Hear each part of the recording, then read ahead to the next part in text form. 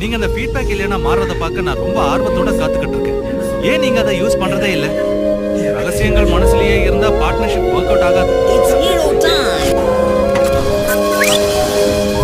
எதுக்கு எடுத்தாலும் எதுக்காக இந்த ஃபீட்பேக்கே யூஸ் பண்றேன்? ஏன்னா இந்த லுக்ல தான் ஒரு கெத்தே இருக்கு.